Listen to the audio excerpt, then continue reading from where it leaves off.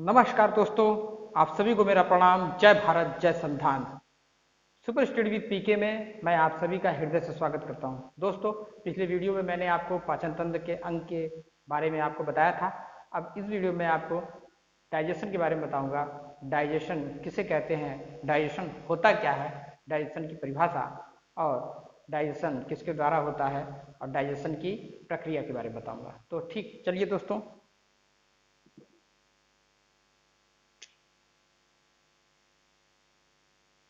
सबसे पहले मैं बात करता हूं पाचन।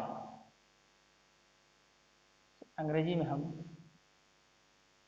डाइजेशन बोलते हैं। दोस्तों, तो सबसे पहले डाइजेशन की बात करें तो पाचन क्या होता है, बहुत ही सरल शब्दों में मैं आपको बताने जा रहा हूं। हम जो भी भोजन अर्थात खाना, जो भी भोजन खाते हैं उस भोजन में हम जो भी भोजन खाते हैं उस भोजन में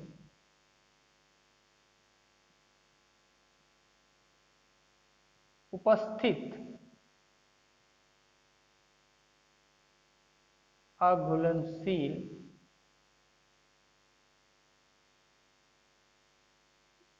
पदार्थों, इंग्लिश में बात करें तो इन सॉल्युबल सब्सटेंस, हम जो भी भोजन या खाना खाते हैं उस भोजन में उपस्थित अघुलनशील पदार्थों और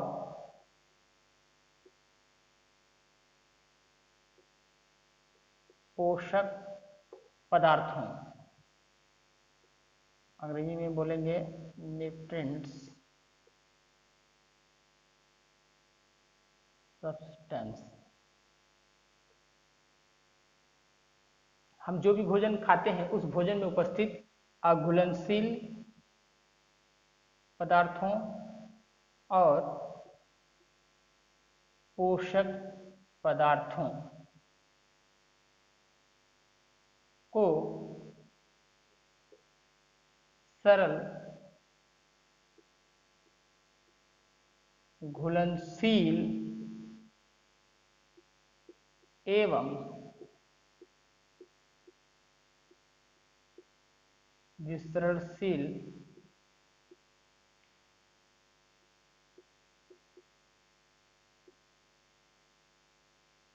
पदार्थों में बदलकर शरीर की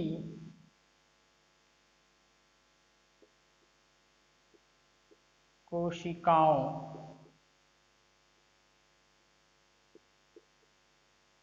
के द्वारा अवशोषित करने की क्रिया पाचन कहलाती है। तो देखिए दोस्तों, पाचन की बात करें तो हम जो भी भोजन या खाना खाते हैं उस भोजन में उपस्थित अघुलनशील पदार्थों, पोषक पदार्थों को सरल, घुलनशील एवं विसरणशील पदार्थों में बदलकर शरीर की कोशिकाओं के द्वारा अवशोषित करने की क्रिया पाचन कहलाती है, या उसे हम पाचन कहते हैं, विसरणशील। ठीक है दोस्तों। अब मेरे ख्याल से बहुत लोगों को ये नहीं समझ में आ रहा होगा अघुलनशील पदार्थ क्या होता है, पोषक पदार्थ क्या होता है, विसरणशील क्या होता है। तो दोस्तों मैं ये आपको बता देता हूं। तो अघुलनशील की अगर हम बात करें दोस्तों अघुलनशील पदार्थ की बात करें तो ये आहारी रेशे होते हैं, ये आहारी रेशे होते हैं। इसको इंग्लिश में हम डाइटरी फाइबर कहते हैं। अघुलनशील पदार्थ क्या होते हैं? आहारी रेशे होते हैं। आहारी रेशे क्या होते हैं? ये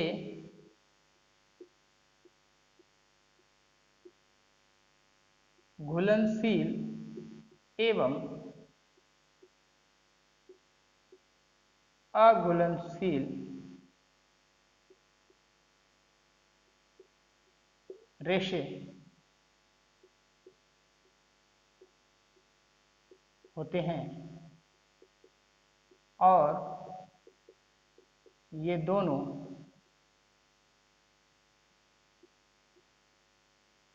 अच्छे स्वास्थ्य में योगदान करते हैं,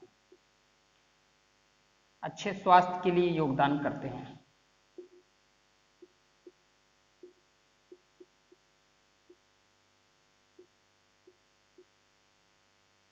के लिए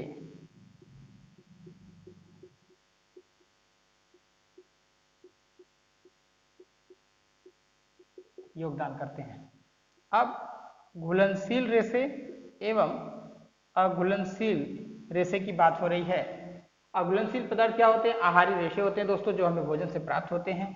आहारी रेशे का मतलब ये घुलनशील एवं अघुलनशील रेशे होते हैं और ये दोनों अच्छे स्वास्थ्य के लिए योगदान करते हैं। अब मैं अगर घुलनशील रेशे की बात करूं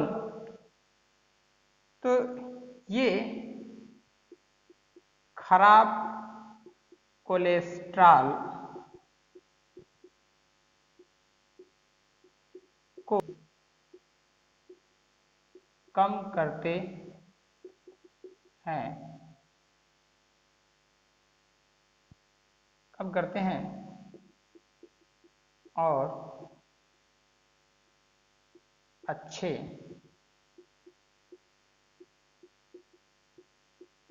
कोलेस्ट्रॉल को बढ़ाते हैं। उदाहरण की बात करूं दोस्तों तो इनका उदाहरण है जौ, केला, सेब इत्यादि। अब अघुलनशील रेशे की अगर मैं बात करूं दोस्तों तो अघुलनशील रेशे की बात करूं तो ये पाचन में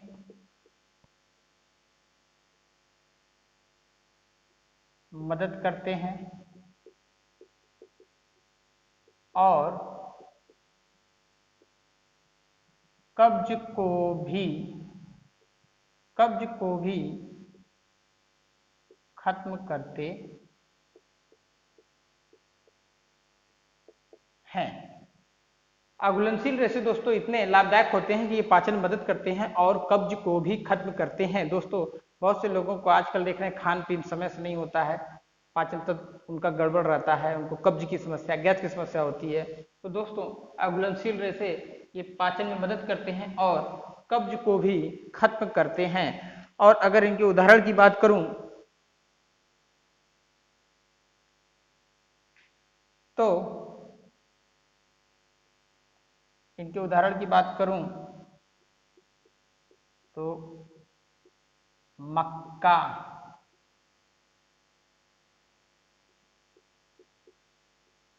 आलू के छिलके,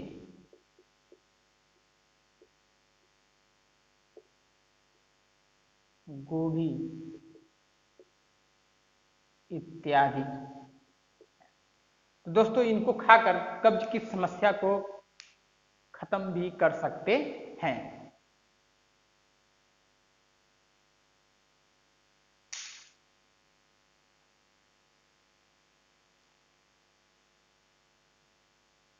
चलिए चलिए दोस्तों, स्क्रीनशॉट ले लीजिए, फिर इसके आगे मैं पोषक पदार्थों की बात करता हूँ।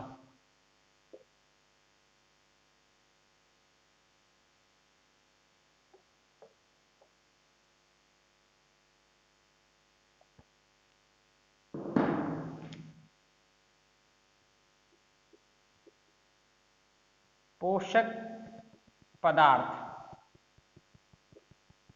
यानी न्यूट्रिएंट सब्सटेंस। पोषक पदार्थ की बात करूं तो इसमें आपका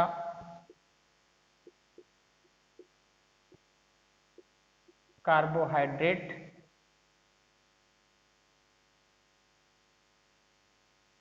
वसा, कार्बोहाइड्रेट को अंग्रेजी में CRBOHYDRATE, कार्बोहाइड्रेट, वसा, फैट, इसके बाद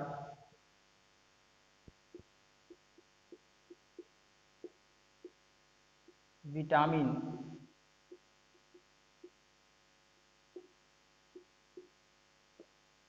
इसके बाद प्रोटीन,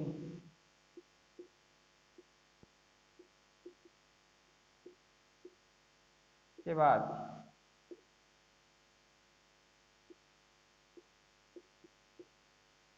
खनिज लवण, इंग्लिश में इसको बोलते हैं मिनरल साल्ट, और अब आपका रह गया जल। तो देखिए दोस्तों, भोजन से हमें अघुलनशील पदार्थ जो मिलते हैं वो मैंने बता दिया है। अब भोजन से जो हमें पोषक पदार्थ प्राप्त होते हैं, पोषक पदार्थ क्या होते हैं? कार्बोहाइड्रेट, वसा, विटामिन, प्रोटीन, खनिज लवण, जल, ये सारे पोषक पदार्थ होते हैं जो हमें भोजन से प्राप्त होते हैं। अब पोषक पदार्थ में दोस्तों एक चीज और मुख्य जान लीजिए कि कार्बोहाइड्रेट और वसा जो होते हैं ऊर्जा के प्रमुख स्रोत होते हैं। विटामिन की बात करूं तो वसा में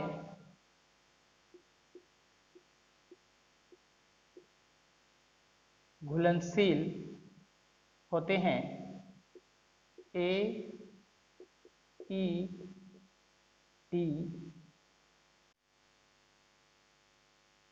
तो दोस्तों देखिए, ऊर्जा के प्रमुख स्रोत की बात करूं तो कार्बोहाइड्रेट और वसा ऊर्जा के प्रमुख स्रोत होते हैं। और विटामिन की मैं बात करूं तो वसा में घुलनशील विटामिन जो होते हैं वो होते हैं AEDK। आपने गाना सुना होगा, ए डीजे वाले बाबू मेरा गाना बजा दे। तो इस प्रकार से आपको यहाँ पे ये याद रखना है, AED नहीं, आपको जे की जगह के याद रखना है, AEDK। तो ए, ई और डी के जो है वसा में घुलनशील विटामिन है। तो दोस्तों इस पर क्वेश्चन भी अक्सर पूछता है कि वसा में, निम्न में वसा में घुलनशील विटामिन है, तो ऑप्शन आपका दे देगा बी, सी, ए। ठीक है, तो आप जब ये पता होगा तो आप उसका सही उत्तर कर पाएंगे। कभी जल में घुलनशील पूछ लेता है, कभी वसा में अघुलनशील पूछ लेता है। तो ये वसा में घुलनशील है। और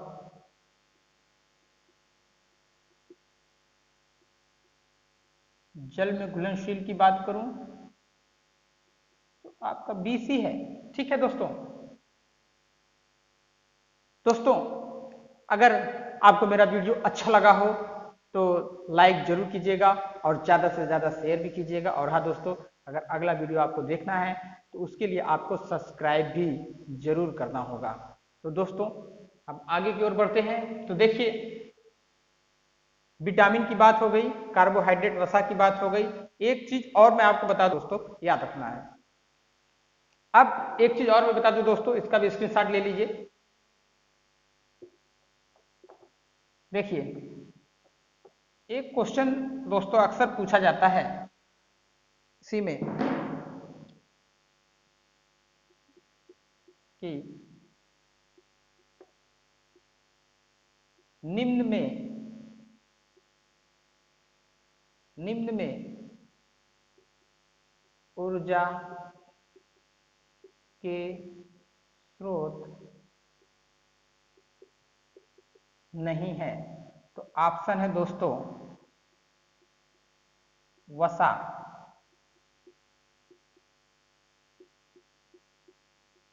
कार्बोहाइड्रेट,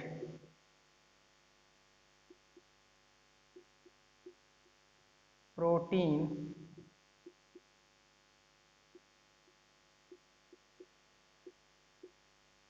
विटामिन। निम्न में ऊर्जा के स्रोत नहीं है। तो दोस्तों मैंने आपको बता दिया कि वसा और कार्बोहाइड्रेट ऊर्जा के प्रमुख स्रोत हैं, तो ये तो यहाँ पे नहीं होगा। और प्रोटीन की अगर बात करें दोस्तों, तो प्रोटीन हमारे शरीर के लिए बहुत जरूरी होता है। मैं प्रोटीन के बारे में और ये सभी के बारे में अलग से वीडियो बनाऊंगा, उसमें आपको डिटेल्स मिल जाएगा। अभी मैं मुख्य बिंदु की बात करता हूँ। तो प्रोटीन से भी हमें थोड़ी बहुत ऊर्जा मिलती है। और विटामिन की अगर बात करें तो ये रोगों से लड़ने की क्षमता प्रदान करती है, और अगर इसकी कमी हो तो हमें तरह तरह के रोग होते हैं। तो हम यहाँ बात कर रहे हैं निम्न में ऊर्जा के स्रोत नहीं हैं, तो आपका उत्तर है डी, यानी विटामिन। विटामिन, इन चारों में विटामिन है जिसमें ऊर्जा का स्रोत, जो कि यह ऊर्जा का स्रोत। एक चीज और मैं आपको बता देता हूं कि डाइजेशन यानी पाचन, एक चीज और मैं आपको बता दूं कि पाचन किसके द्वारा होता है। तो पाचन पाचन तंत्रों के द्वारा होता है, पाचन तंत्र के द्वारा होता है। और दोस्तों पाचन की शुरुआत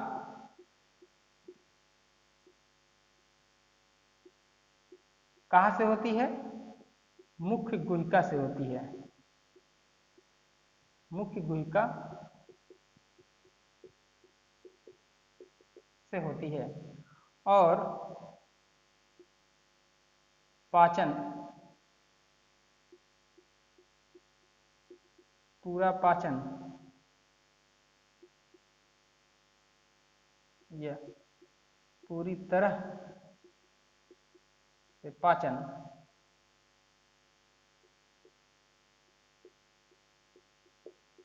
छोटी आंत में